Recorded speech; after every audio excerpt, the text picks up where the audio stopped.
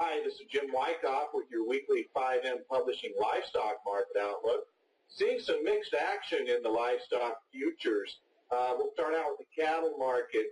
We've seen some quieter price action after some strong downside price action last week that has turned the near-term technical posture for the cattle market neutral to bearish. It is my bias that the cattle futures market has put in a major top, and that prices will probably trade sideways to lower in the near term.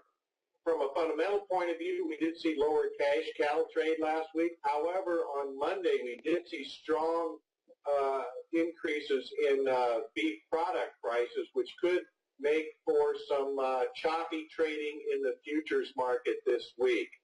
The futures are still at a discount to the cash price, which will probably limit the downside in cattle futures. Looking at the hog market, packers are short bought this week after the Easter holiday. However, demand is still relatively weak in the hog market. Product prices have improved, so we've got some choppy type fundamentals going on in the hogs, including a cash hog market that is likely to trade steady to weaker early this week. From a technical perspective, the hog market bears have gained downside technical momentum, further suggesting that a major market top is in place in the hog futures market.